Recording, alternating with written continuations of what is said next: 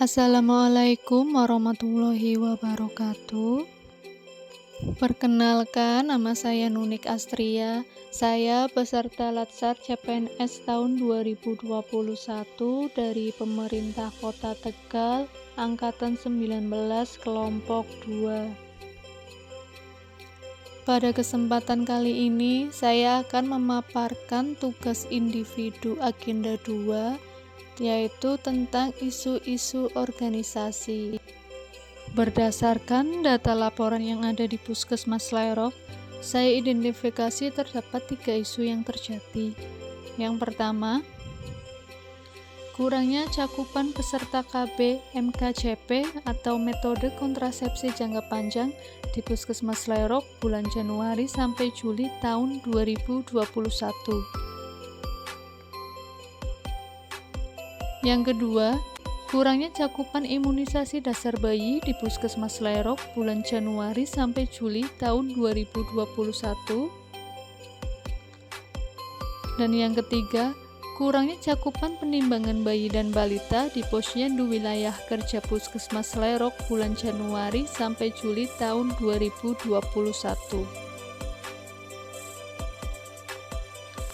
Berikut adalah data atau fakta atau bukti dari isu-isu tersebut. Isu yang pertama, kurangnya cakupan peserta KB MKCP. Data dari laporan menunjukkan bahwa cakupan peserta KB MKCP di Puskesmas Lerok dari bulan Januari sampai Juli tahun 2021 hanya 22,15%. Sedangkan targetnya adalah 23,5%. Isu yang kedua, kurangnya cakupan imunisasi dasar bayi.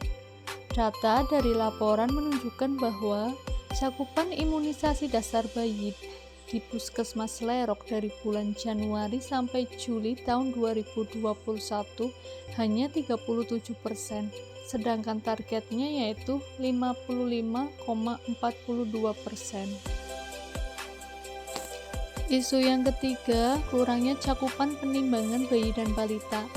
Data dari laporan menunjukkan bahwa cakupan penimbangan bayi dan balita di Puskesmas Lerok bulan Januari sampai Juni tahun 2021 rata-rata hanya 76,48%. Sedangkan targetnya adalah 100%.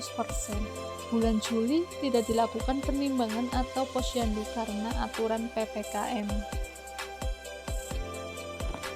Setelah diidentifikasi, kemudian isu-isu tersebut dianalisis menggunakan metode USG dan didapatkanlah satu isu prioritas, yaitu kurangnya cakupan imunisasi dasar bayi di Puskesmas Lerok bulan Januari sampai Juli tahun 2021. Adapun akar masalah dari isu prioritas tersebut antara lain: yang pertama, kurangnya kesadaran dan kepedulian orang tua terhadap jadwal imunisasi anaknya. Yang kedua, tidak adanya alat pemantau imunisasi di ruang pelayanan, dan ketakutan orang tua ke pelayanan kesehatan karena adanya pandemi.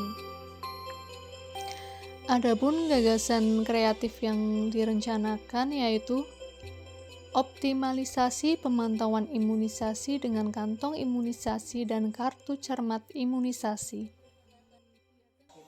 Berikut adalah kegiatan-kegiatan yang direncanakan, antara lain: yang pertama, melakukan koordinasi rencana kegiatan dengan Kepala Puskesmas, Bidan Koordinator, dan PC terkait. Yang kedua, membuat kantong imunisasi. Yang ketiga, membuat kartu cermat imunisasi. Dan yang keempat adalah melakukan sosialisasi penggunaan kantong imunisasi dan kartu cermat imunisasi dengan rekan kerja. Dari keempat kegiatan tersebut, saya akan menerapkan nilai aneka di setiap kegiatannya. Yang pertama, melakukan koordinasi rencana kegiatan dengan Kepala Puskesmas, Bidan Koordinator, dan PC terkait. Nilai akuntabilitasnya bertanggung jawab untuk melakukan arahan atau masukan yang diberikan. Nilai nasionalismenya bermusyawarah untuk mendiskusikan kegiatan yang akan dilaksanakan dengan pihak-pihak terkait. Nilai etika publiknya melaksanakan koordinasi dengan sopan.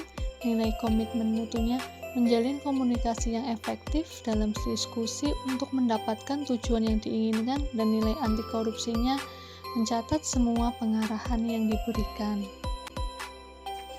Kegiatan yang kedua, membuat kantung imunisasi. Nilai akuntabilitasnya melakukan konsultasi dengan atasan dalam menentukan desain kantong imunisasi. Nasionalismenya menyimpan semua kartu bayi pada bagian kantong imunisasi sesuai label tanpa membeda-bedakan status sosial bayi. Nilai etika publiknya menempatkan kantong imunisasi dengan rapi sesuai label kantong. Nilai komitmen mutunya membuat bagian-bagian kantong dengan proporsional sehingga efektif dapat memuat semua kartu bayi, dan nilai anti korupsinya membuat kantong imunisasi secara mandiri. Kegiatan yang ketiga, membuat kartu cermat imunisasi. Nilai akuntabilitasnya melakukan konsultasi dengan atasan dalam penentuan format. Nilai nasionalismenya memberikan kartu kepada setiap bayi tanpa membedakan status sosial.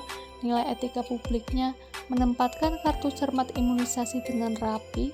Nilai komitmen mutunya menambahkan gambar anak-anak laki-laki dan perempuan di bagian depan, dan nilai anti korupsinya memberlakukan satu kartu hanya untuk satu bayi.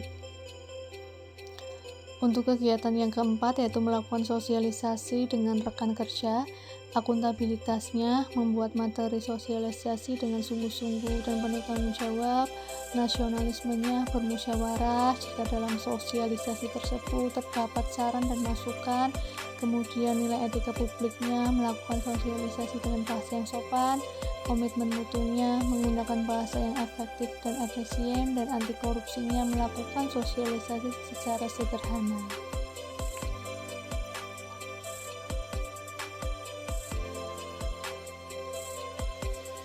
Demikian pemaparan tugas agenda 2 saya tentang isu-isu yang ada di organisasi.